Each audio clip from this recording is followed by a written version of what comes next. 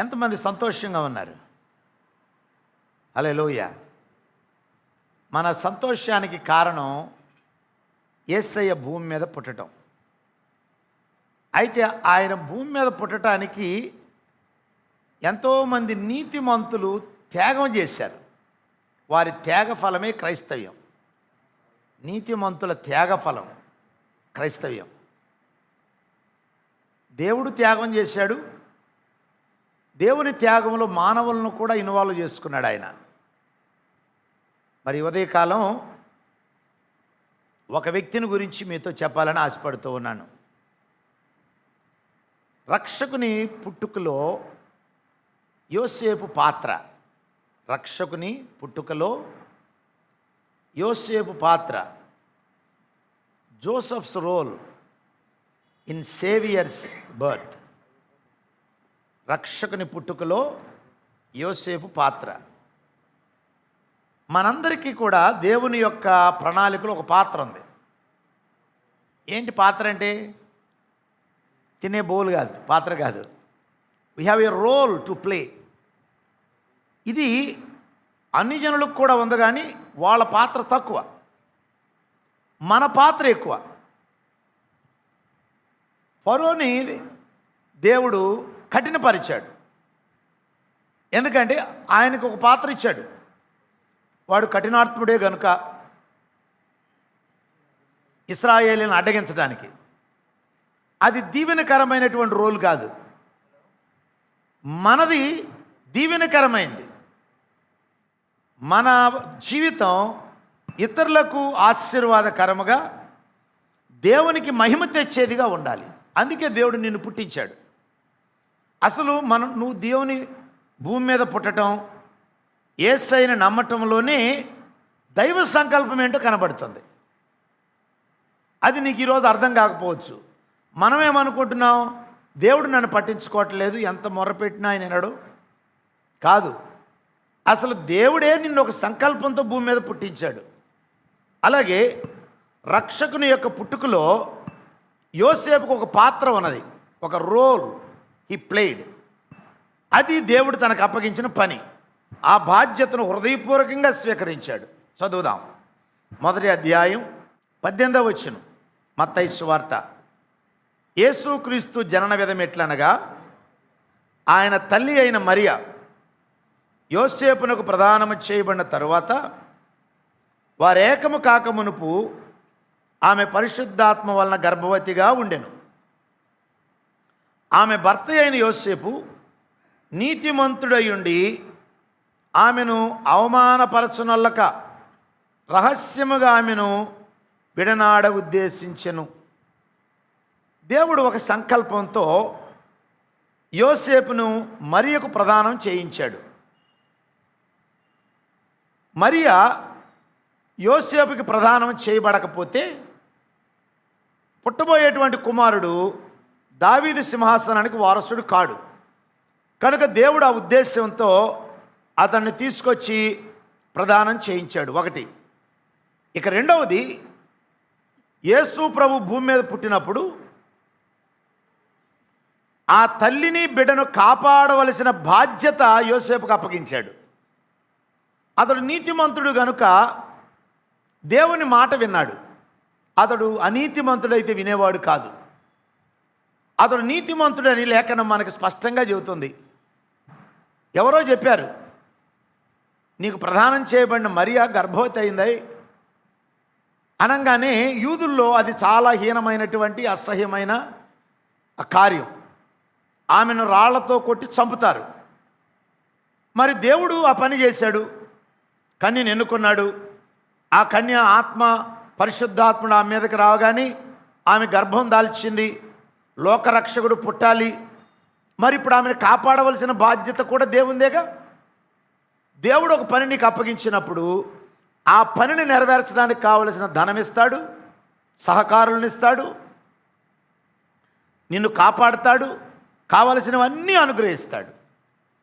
కనుక దేవుడే ఆ బాధ్యత తీసుకున్నాడు. కానీ భూమి మీద ఒక వ్యక్తికి అప్పగించాడు. ఎవరైనా? యోసేపు. ఇతడు నీతిమంతుడు కనుక భార్యను అవమానపరచనల్లా అతని ఆలోచనలో పడ్డాడు. ఇప్పుడు ఎలాగూ నేను కానీ ఈమెను విడిచిపెట్టేస్తే ఒక పక్క అవమానపడుతుంది, నేను ఎవరికైనా చెప్పిన అవమానమే, విడిచిపెట్టకపోతేనేమో ఎలాగూ చేర్చుకోగలను? తాను భక్తిపరుడు, నీతిమంతుడు, అది కష్టమే. ఆలోచనలో ఉండగా దేవుడు దూత ప్రత్యక్షమై దావీదు కుమారుడు అయిన యోసేపు ఏమన్నాడు? యోసేపు అనలా, దావీదు కుమారుడు అయిన యోసేపు, నీవు దావీదు వంశానికి చెందిన వాడవు, దావీదు ఆశీర్వాదానికి, సింహాసనానికి నువ్వు వారసుడవు. ఆ మాట పలకటమే అతని గొప్ప బలం వచ్చినట్టుంది. యోసేపు అంటే ఇది సాధారణమైన మాట. దావీదు కుమారుడమైన యోసేపు అంటంలో, నేను నజరేతులో ఉన్నాను, చిన్న గ్రామం, గలిలియా ప్రాంతం, తృణీకరించబడిన ప్రాంతం, మమ్మల్ని ఎవరూ పట్టించుకోరు. కానీ దేవుడు ఏమన్నాడు? ఇన్సిగ్నిఫికెంట్ పర్సన్కి ఒక సిగ్నిఫికెన్స్, ఒక గుర్తింపు. దావీదు కుమారుడా, ఆ మాట ఎవరు పలకలే, అసలు ఎవరు చెప్పలా. అది మన ఘనత. దేవుణ్ణి నమ్ముకున్న బిడ్డలు మనమేమనుకుంటాం? సింపుల్ పీపుల్, ఏమీ లేదనుకుంటాం. కానీ దేవుని దృష్టిలో మనం గుర్తింపబడిన వారు. ఆ మాట అని అంటున్నాడు, నీ భార్య అయిన మరియను చేర్చుకున్నట్టుకు భయపడకము, ఆమె గర్భము ధరించినది పరిశుద్ధాత్మ వలన కలిగినది. భయపడకము అంటే అనుమానించొద్దు అనలా, భయపడొద్దు. ఆమె గర్భవతి అయింది, ఎలా చేర్చుకోవాలో నువ్వు ఇబ్బంది పడుతున్నావు, ప్రజలు ఏమనుకుంటారని ప్రజలకు భయపడుతున్నావు. కానీ భయపడొద్దు, మరియను నువ్వు చేర్చుకోవాలి, ఎవరికి భయపడద్దు. కొన్నిసార్లు మన జీవితంలో కూడా కష్టాలు, యేసయ్యను నమ్ముకుంటే ఎవరేమనుకుంటారో, యేసయ్య కొరకు నిలబడితే ఎలాగూ అనిపిస్తుంది కదా. కొన్నిసార్లు సేవకుడు అని చెప్పుకోవడానికి కూడా కొంతమంది భయపడతారు.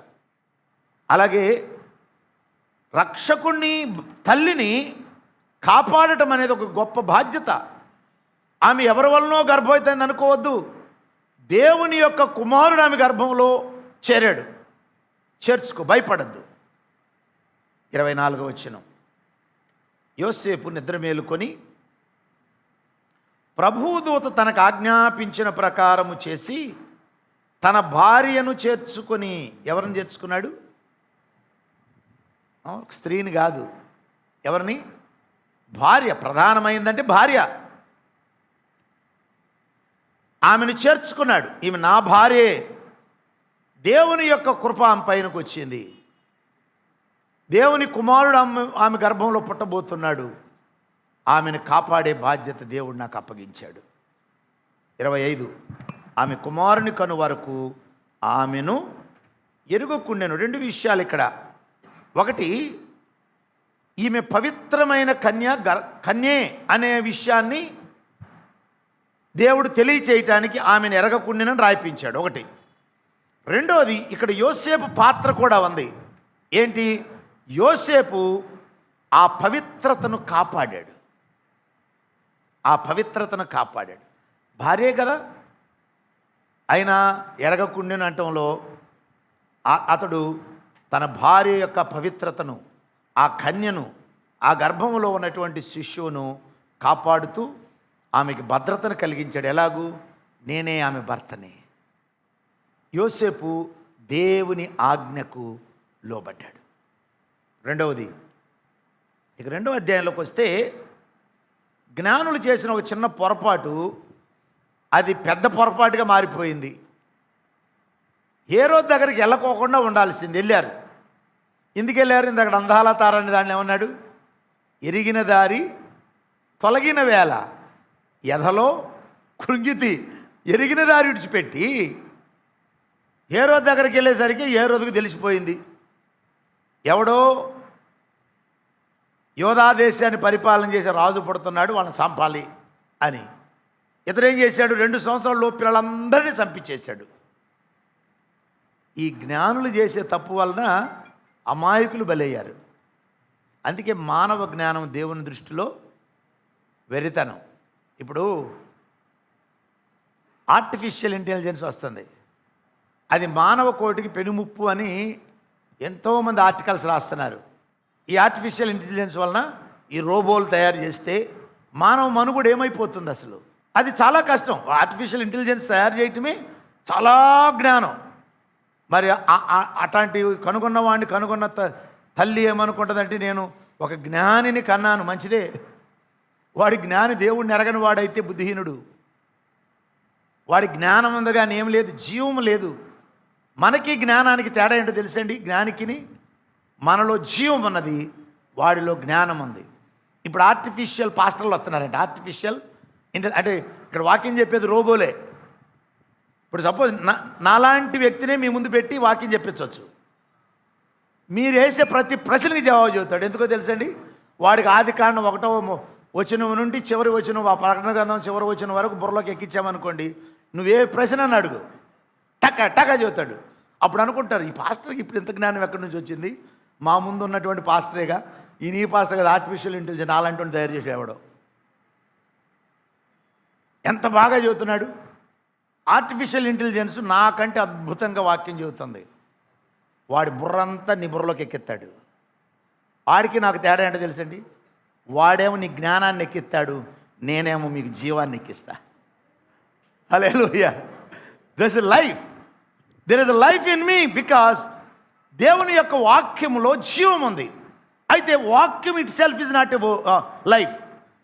ఆ వాక్యము వెనక ఆత్మ ఒకటి ఉంది. నేను అప్పుడప్పుడు మీద ఎంత ఎంత ఎంత భలే రాశాడు కదా అంటాను, చూసారా? భలే రాయటం ఏంటి అసలు? ఆ పదం చదువుతున్నప్పుడు పరిశుద్ధాత్ముడు అక్కడ ఉట్టిపడినట్టుగా ఉంటాడు. అది నా ఆత్మలోకి వెళ్ళగానే ఆ వాక్యము నాకు జీవం అవుతుంది. అదే వాక్యము అక్షరార్థంగా తీసుకుంటుంది మరణం. అక్షరము చంపును, ఆత్మ బ్రతికి జీవింపచేయును. కాబట్టి మిమ్మల్ని జీవింపజేసేది ఇంటెలిజెన్స్ కాదు, కేవలం ఇన్ఫర్మేషన్ కాదు. It's a life. There is a life, ఆ జీవం. సో ఈ జ్ఞానులు హేరో దగ్గరికి వెళ్ళారు వారు బుర్రలు ఉపయోగించి. ఎంతమంది చచ్చిపోయారు? వెంటనే దేవదూత ప్రత్యక్షమయ్యాడు యోసేపుకి. ఏమంటున్నాడు చూడండి, 13వ వచనం. వారు వెళ్ళిన తరువాత ఇదిగో ప్రభుదూత స్వప్నమందు యోసేపునకు ప్రత్యక్షమై, హేరోదు ఆ శిశువును సంహరింపవలనని ఆయనను వెదకుచున్నాడు గనుక 2వ అధ్యాయంలో నీవు లేచి ఆ శిశువును ఆయన తల్లిని వెంటబెట్టుకుని ఐగుప్తునకు పారిపోయి నేను నీతో చెప్పు వరకు అక్కడనే ఉండుమని అతనితో చెప్పెను. అప్పుడు అతడు లేచి రాత్రివేళ శిశువును తల్లిని తోడుకుని ఐగుప్తునకు వెళ్ళి, రెండవసారి దూత ప్రత్యక్షమైనప్పుడు ఏం చెప్పాడు?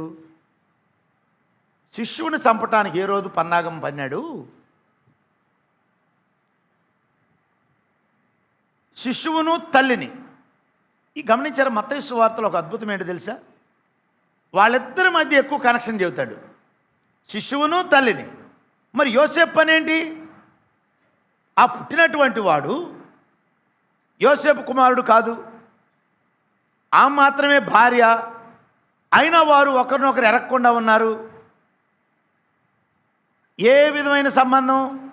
ఇది కేవలం వైవాహిక నిబంధనకు సంబంధించిందే కానీ వారి మధ్య ఏ రిలేషన్ పెద్దకి ఇంకొకటి ఏమి లేదు. అయినా యోసేపు దేవుడు చెప్పగానే, దేవా నేనేమన్నా కాపలా వాడినా? ఈ తల్లి బిడ్డను కాపాడటానికి అన్నాడా? అనలా. దేవుని మాటకు లోబడ్డాడు యోసేపు. ఈ రక్షకుని యొక్క పుట్టుకలో నీ పాత్ర ఇదే. ఏంటి ఆ పాత్ర అంటే, తల్లిని బిడ్డను నువ్వు కాపాడాలి. వారిద్దరిని నువ్వు కాపాడితే వారిద్దరూ, ఆ పుట్టిన కుమారుడు లోకాన్ని కాపాడతాడు, లోకరక్షకుడు. ఈరోజు మనం రక్షించబడటానికి కారణం యేసయ్యే. అయినా యేసుని కాపాడినటువంటి వ్యక్తి యోసేపు. కాపాడకపోతే ఏం జరిగేది? మరియను కాపాడవలసిన బాధ్యత ఉంది. మరియ కృంగిపోయేది. వాస్తవంగా యోసేపు ఈమె నా భార్య అని నిలబడకపోతే, ఎవరికైనా జనరల్గా స్త్రీలకి ధైర్యం ఎక్కడో తెలుసండి? భర్త, తల్లిదండ్రులు కాదు. తల్లిదండ్రులు భద్రత కానీ ఇంట్లో ఉన్నప్పుడు వివాహమైన తర్వాత నా కూతురు తప్పు చేయలేదన్నా అంతగా వాళ్ళు ధైర్యం తెచ్చుకోలేరు స్త్రీలు. భర్తగా నా మాట చెప్పగలిగితే అది ఎంత ధైర్యం ఉంటుందో. ఏంట ధైర్యం? నా భార్య నీతిమంతురాలు, నా భార్య నీతిమంతురాలు అని నువ్వు చెప్పగలిగినప్పుడు ఆమెకి ఎంత ధైర్యమో. సో మరియ కృంగిపోకుండా ఉండటానికి కూడా యోసేపే కారణం. ఆమె ధైర్యంగా ఆ బిడ్డను కంది, మోసింది, కడుపులో బిడ్డను కంది, సంతోషపడుతుంది. ఆ సంతోషానికి కారణం ఏంటంటే వెనకాల ఉన్న భద్రత, యోసేపు భద్రత. మరియా, నువ్వు ధన్యురాలవి. ప్రభు నాకు ఎలాగూ చెప్పాడు, ధైర్యంగా ఉండు. అంతేకాదు, ఆ శిశువుని కాపాడాడు, ఆ లోకరక్షకుడు కాపాడబడ్డాడు. యోసేపు పాత్ర గొప్పది. యోసేపు ఆ రోజున తల్లి బిడ్డను కాపాడకపోతే ఏమయ్యేది? కనుక యోసేపు పాత్ర ఏంటంటే తల్లిని బిడ్డను కాపాడే పాత్ర మాత్రమే కాదు, దేవుని యొక్క ప్రవచనాలను నెరవేర్చాడు ఆయన. చూడండి 15వ వచనం. దేవుడు అన్నాడు, ఐగుప్తుకి వెళ్ళమన్నాడు. రాత్రివేళ శిశువును తల్లిని తోడుకొని, ఒక్కసారి ఊహించుకోండి ఎట్లుంటుందో.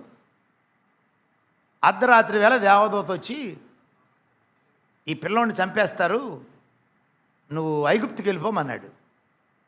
మరియ మరియా, బిడ్డను తీసుకో, మనం వెళ్ళిపోవాలి. ఎక్కడికయ్యా? ఐగుప్తుకి వెళ్ళమంటున్నాడు దేవుడు. ఆ చీకటి రాత్రి, అప్పుడు కరెంట్ ఎక్కడుంది? వాహనాలు ఏమున్నాయి? బిడ్డను సంకనేసుకుని ఏం కర్మరా నాయన, ఆ అర్ధరాత్రి వేళ బిడ్డని సంకనేసుకుని. ఈ అమ్మాయి కూడా టీనేజరే. ఎవరు? మరియా. పెద్ద వయసు కాదు, అప్పట్లో చిన్న వయసే. ఆమెను తీసుకుని బయలుదేరాడు. ఎట్లయితే ఐగుప్తు చేరాడు. వాక్యం ఏం చెబుతుంది చూడండి. ఐగుప్తులో నుండి నా కుమారుని పిలిచి తిని అని ప్రవక్త ద్వారా ప్రభువు సెలవిచ్చిన మాట నెరవేర్చబడినట్లు అక్కడికి వెళ్ళాడు. అక్కడ ఉన్నాడు. ఎంతవరకు? హేరోదు చచ్చిపోయేంతవరకు. సో ఇక్కడ ఒక ప్రవచన నెరవేర్పు. మన జీవితంలో కూడా ఒక ప్రవచన నెరవేర్పు ఉంటుంది, తెలుసండి. కాబట్టి దేవుడు తన కుమారుణ్ణి గురించి చెప్పిన దాన్ని ఎవరి ద్వారా నెరవేర్చాడు? యోసేపు ద్వారా నెరవేర్చాడు. కాబట్టి యోసేపు పాత్ర ఏంటంటే తల్లి మరియను కాపాడటమే కాదు, యోసేపు నా మాటను కూడా నువ్వు నిలబెట్టాలి. ప్రవక్త చెప్పిన వచనాన్ని నువ్వు ద్వారా నేను నెరవేర్చబోతున్నా. చివరిది 19వ వచనం. హేరోదు చనిపోయిన తరువాత, దుర్మార్గుడైన హేరోదు చచ్చిపోయాడు. దుర్మార్గులు వంశాలు నిలబడవు, నీతిమంతుని వంశాలు నిలబడతాయి. గుర్తుంచుకోనండి. నీతిమంతులు చాలా మౌనంగా ఉంటారు, పెద్దగా ఆడంబరంగా ఉండరు. కానీ వారు మొవ్వు వలె చిగురుతారంట. చెట్టు అక్కడే ఉంటుంది కదా, దాంట్లో నుంచి చిగురు బయటకు, దాంట్లో జీవం ఉంటుంది. వాడు చచ్చిపోయాడు. ఇప్పుడు ప్రభువు ఇతను కనపడి మరలా ఏమంటున్నాడు చూడండి. నీవు లేచి 20వ వచనం. శిశువును తల్లిని, మరలా ఎవరిని? శిశువును భార్య, నీ భార్యని అంటలా, శిశువును, అది వాళ్ళతో ఎదుర్కొన్న సంబంధం. సో ఇక్కడ యోసేపు ఏంటి? ఒక విధంగా చెప్పాలంటే యోసేపు కాపలా వాళ్ళలాగానే ఉన్నాడు. ఆయన అంగీకరించాడు. ప్రభువా, ఎస్, నా పాత్ర ఇదే, నీ కుమారుడిని తల్లిని నేను కాపాడతా. నిలబడింది. అవును కదా, యోసేపు నిలబడ్డాడు. చివరికి యోదయ దేశానికి వచ్చాడు. అక్కడికి వచ్చిన తర్వాత ఒక సంగతి తెలిసింది. హేరోదు కొడుకు అర్కెలాయు పరిపాలిస్తున్నాడని, ఒకవేళ ఈ సంగతి తెలిస్తే చంపేస్తాడని భయపడ్డాడు. అందుకే వెరచి అక్కడికి వెరచి. కొన్నిసార్లు దేవుడు మన అంతరంగంలో ఏదైనా ఒక భయాన్ని, ఏదన్నా చేసేటప్పుడు భయాన్ని కలిగించడంలో కూడా ఒక దైవ సంకల్పం ఉంటుంది. అది దేవుని ఆత్మానుసారంగా నిర్ణయం తీసుకోవాలి.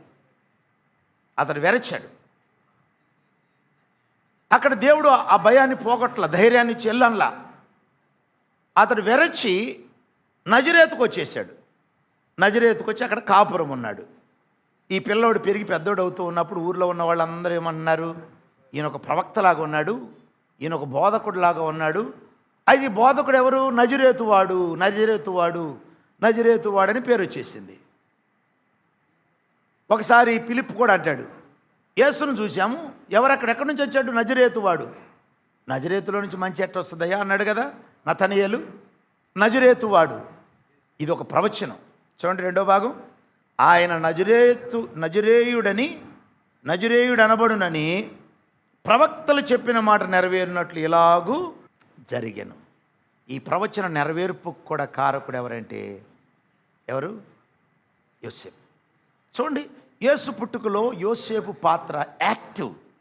మరియా బిడ్డను కంది, వాస్తవమే కంది, ఆ బిడ్డను పెంచడమే ఆ పని, ఇంకంతకంటే ఏం పని లేదు. అసలు కాపాడుతున్నటువంటి పని, నడిపిస్తున్నటువంటి పని ఎవరికి అప్పగించాడు? యోసేపుకి. మన కుటుంబ జీవితాల్లో కూడా ఇది వాస్తవం అండి. పురుషుని పాత్ర వేరు, స్త్రీ పాత్ర వేరు. స్త్రీ బిడ్డలను కంటది, ఆ బిడ్డలను చక్కగా చూసుకుంటుంది, ఆలనా పాలన. కానీ వాళ్ళని కాపాడవలసిన బాధ్యత, నడిపించవలసిన బాధ్యత ఎవరికి పెట్టాడు? పురుషుడికి పెట్టాడు. అవును కదా. మన బిడ్డలు రేపు ఏమవుతారు ఎవరికి తెలుసు? ఇప్పుడు ఈ రోజున మీ ముందు నేను ఒక సేవకుడిగా నిలబడ్డాను, ఇన్ని గ్రామాల్లో పరిచర్య చేస్తున్నానంటే వెనక నన్ను కాపాడిన తల్లి ఉంది. ఆమె పాత్ర చాలా ముఖ్యమైనది. నా తల్లి నన్ను కాపాడకపోతే, నా కొరకు నిలబడకపోతే, దేవుని స్వాస్థ్యమైన దేవుని చిత్తంలో ఉన్న నేను మీ ముందుకు వచ్చేవాడిని కాదు. అలాగే దేవుడు నీ బిడ్డలు నీకు ఎందుకు ఇచ్చాడో నీకు తెలియదు. నువ్వేమనుకున్నావు? కేవలం పుట్టాం, నువ్వేం పుట్టినట్టే వాళ్ళు పుట్టారు, ఎస్. కానీ పుట్టింది వాస్తవం మనలాగానే. దేవునికి ఒక సంకల్పం ఉంది. నీ బిడ్డలు దేవుడిచ్చిన స్వాస్థ్యం. ఈ స్వాస్థ్యాన్ని కాపాడవలసిన బాధ్యత నీది. కానీ ఆ బిడ్డలు మన మాట కొన్నిసార్లు వినరు, కొన్నిసార్లు వింటారు, ఎదురు తిరుగుతారు. సాతానుడు వాళ్ళని చెడగొడతాడు, నాశనం చేయాలనుకుంటాడు. నువ్వు నిలబడాలి, నువ్వు కాపాడాలి. యోసేపు మరియను తల్లిని కాపాడటం కొరకు ఏర్పాటు చేయబడ్డాడు. సో మన జీవిత లక్ష్యం ఏంటంటే, మనము బ్రతికి చచ్చిపోవటం కాదు. బ్రతికి చచ్చిపోయే మునుపు దేవుడు మనకి ఏ పని అప్పగించాడో ఆ పనిని నమ్మకంగా చేయాలి. ఆ పని ఏంటంటే దేవుని స్వాస్థ్యాన్ని కాపాడటం. నాకు అప్పగించిన పని మిమ్మల్ని కాపాడటం. మరి నీకు అప్పగించిన పని ఏంటి? కేవలం సంపాదన కాదు. గుర్తుంచుకోండి, మన బిడ్డల కంటే మించిన స్వాస్థ్యం భూమి మీద ఏది లేదు. మానవుల కంటే మించిన స్వాస్థ్యం ఏది లేదు. మనం బ్రతికిన కాలంలో మనకు అప్పగించిన బాధ్యతను, ఆ బాధ్యతలో అతి ప్రధానమైన బాధ్యత ఏంటంటే మనుషులు, వారి నీ బిడ్డలు కావచ్చు, నీ బంధువులు కావచ్చు, వారిని రక్షించటం, వారిని కాపాడటం, వారి యొక్క క్షేమం కొరకు, దేవుని మహిమ కొరకు బ్రతికి మనం దాటి వెళ్ళిపోవటం. అది మన బాధ్యత. యోసేపు పాత్ర ఎంత గొప్పదో చూడండి. యోసేపు నీతిమంతుడు గనుక దేవుడు ఈ నీతిమంతునికి మరియనిచ్చాడు. ఈ నీతిమంతుడైతే నా మాట వింటాడు, మరియను తల్లిని చేర్చుకుంటాడు, కాపాడుతాడు, నా సంకల్పాన్ని నెరవేరుస్తాడు. మనం కూడా ఈ ఉదయకాలం దేవునికి సమర్పించుకుందాం. దేవా, నువ్వు నాకు అప్పగించిన స్వాస్థ్యాన్ని నేను కాపాడుతాను, నన్ను ఆశీర్వదించు. ఈ భూమి మీద నేను బ్రతికినంత కాలము నువ్వు చెప్పినట్టుగా బ్రతకగలిగే కృప నాకు దయచేయి. నువ్వు నాకు అప్పగించిన స్వాస్థ్యాన్ని కాపాడి నిన్ను మహింపరచున్నట్లుగా నాకు సహాయం దయచేయని అందరం ప్రార్థిస్తాం. తలలో వంచండి.